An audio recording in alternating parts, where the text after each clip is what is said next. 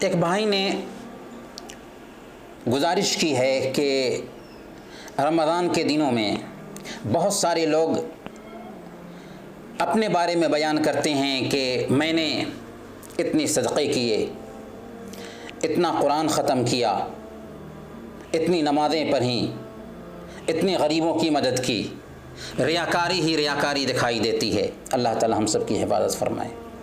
اس حوالے سے کچھ گفتگو کیجیے تاکہ ہمارے اندر اخلاص پیدا ہو جائے، تاکہ ہم ریاکاری سے بچ سکیں۔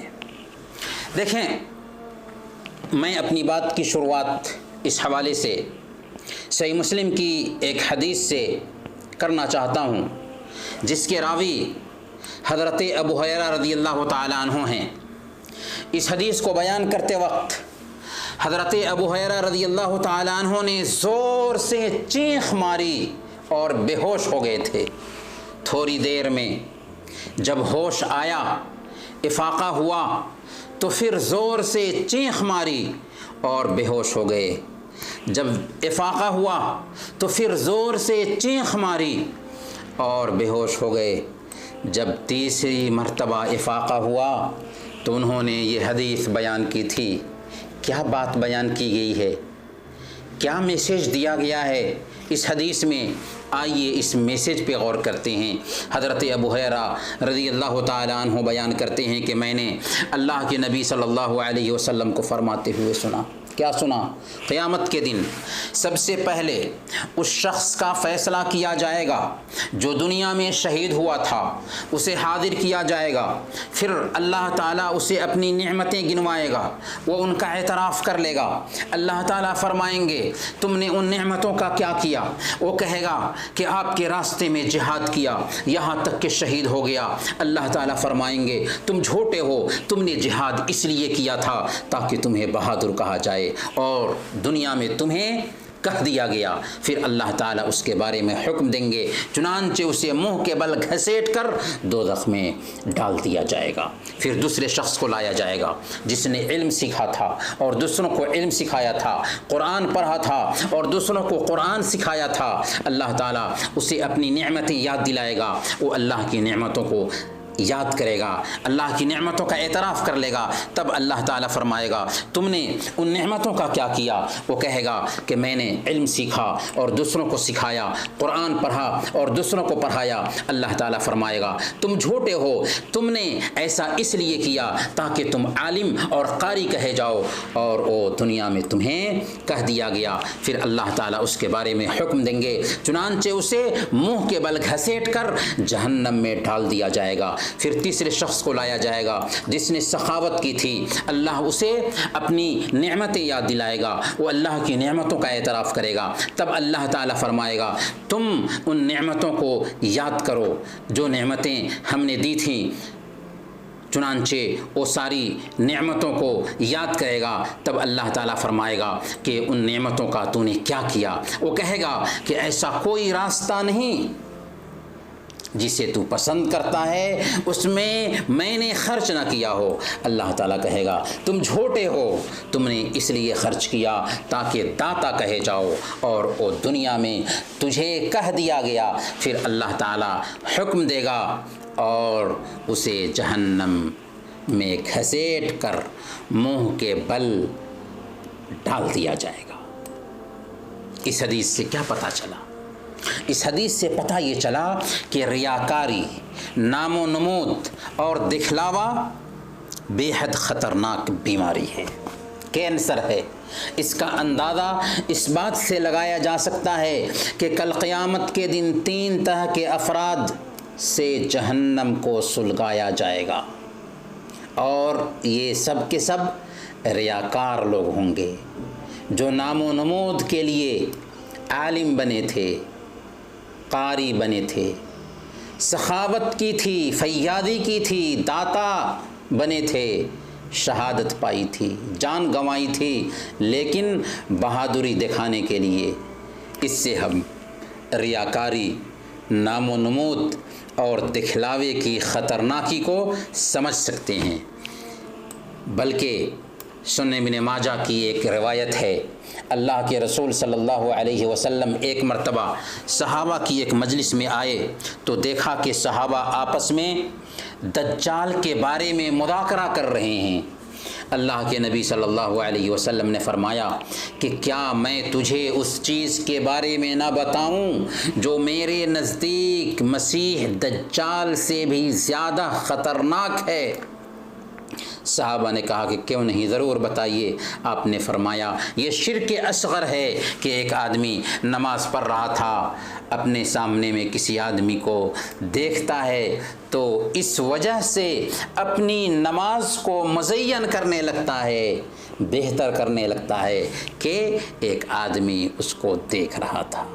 پیارے بھائیوں، ہم مانتے ہیں کہ ریاکاری سے بچنا، دکھلاوے سے بچنا آج کے دور میں بہت مشکل ہے، لیکن ہمیں یہ بات اپنے ذہن میں بٹھانی ہوگی کہ اگر ہم اپنی محنت کا بدلہ اپنے رب سے پانا چاہتے ہیں تو ہمیں اپنے عمل میں اخلاص لانا ہوگا۔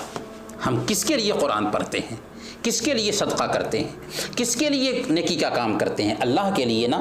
اگر ہمارے اندر اخلاص نہ رہا، ریاکاری آئی تو نیکی کر دریا میں ڈال جیسا معاملہ ثابت ہوگا، بلکہ محنت بھی کریں اور وبال بھی سر پر آ جائے۔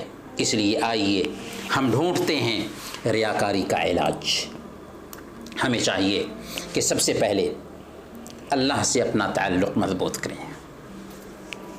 اللہ سے ہمارا تعلق مضبوط ہوگا تو ہمارے اندر اخلاص پیدا ہوگا، ریاکاری ہمارے اندر سے جائے گی۔ امام ابن قیم رحمۃ اللہ علیہ مدارج السالکین میں بیان فرماتے ہیں کہ میں اکثر شیخ الاسلام امام ابن تیمیہ رحمۃ اللہ علیہ کو یہ فرماتے ہوئے سنتا تھا کہ ایاک نعبد ریا کو دور کرتا ہے اور ایاک نستعین تکبر کو دور کرتا ہے۔ جب ہم صرف خالص ایک اللہ کے لیے عبادت کو خاص کریں گے تو ریاکاری خود بخود جاتی رہے گی۔ جب ہمارا تعلق اپنے رب سے مضبوط ہوگا تو اس کے علاوہ ہمیں کسی کی پرواہ نہیں ہوگی، اس کی رضامندی کو ہم اپنے پیش نظر رکھیں گے۔ دوسرے نمبر پر ہمیں چاہیے کہ ہم عبادت میں احسان کی کیفیت پیدا کریں۔ ان تعبد اللہ کأنک تراہ فإن لم تکن تراہ فإنہ یراک۔ اللہ کی عبادت یوں کرو گویا کہ تم اللہ کو دیکھ رہے ہو۔ اگر یہ احساس پیدا نہیں ہوتا ہے تو کم سے کم یہ سوچو کہ اللہ ہمیں دیکھ رہا ہے۔ عبادت میں جب یہ کیفیت پیدا ہوگی تو عجیب طریقے سے ہمارے اندر اخلاص پیدا ہوگا، ہمارے اندر جو ریاکاری ہوتی ہے، دکھلاوا ہوتا ہے، نام و نمود ہوتا ہے، یہ بیماری ہم سے دور ہو سکے گی۔ تیسرے نمبر پر ہمیں چاہیے کہ ہم جو نیکی کا کام کرتے ہیں اسے چھپانے کی کوشش کریں، جیسا کہ اللہ والوں نے اپنے عملوں کو چھپایا تھا، چنانچہ ان کا مقام اللہ کی نظر میں بلند ہوا تھا۔ امام ماوردی رحمۃ اللہ علیہ کے بارے میں آتا ہے، بہت بڑے عالم اور زاہد تھے، انہوں نے بہت ساری کتابیں بھی لکھی تھیں، لیکن ان میں سے کوئی بھی کتاب ان کی زندگی میں نہ چھپ سکی۔ وفات سے پہلے انہوں نے ایک آدمی کو اپنے پاس بلایا اور اس سے رازدارانہ انداز میں بات کرتے ہوئے کہا کہ دیکھو فلاں جگہ پر جو اوراق کے ڈھیر پڑے ہوئے ہیں وہ سب کے سب میری تالیفات ہیں، میری وفات کے بعد انہیں لانا اور میرے ہاتھ ان اوراق سے چپکانا، ان اوراق سے میرے ہاتھ کو چمٹانا۔ اگر میرا ہاتھ اس سے چمٹ جائے، ان اوراق سے چپک جائے تو سمجھنا کہ میری کتابیں اللہ نے قبول نہیں کی، انہیں اٹھا کر کے دریا برد کر دینا، دریا میں ڈال دینا، اور اگر میرے ہاتھ اس سے نہ چمٹیں تو سمجھ لینا کہ انہیں لکھتے وقت میں مخلص تھا، پھر ان اوراق کو چھاپنا۔ سبحان اللہ، کیسے اللہ والے تھے، کیسا اخلاص ان کے اندر تھا۔ امام علی بن حسین زین العابدین کی شخصیت معروف شخصیت ہے۔ ان کے بارے میں آتا ہے کہ مدینہ کے 100 گھروں کی کفالت کرتے تھے، رات میں غلے اور ضرورت کی چیزیں اپنے کندھے پر لاتے اور محتاجوں اور بیواؤں کے گھر ان کی لا علمی میں پہنچایا کرتے تھے۔ ان کو پتہ بھی نہیں چلتا تھا کہ کون پہنچانے والا ہے، اور ان کی ضرورتیں ہر مہینہ پوری کرتے تھے۔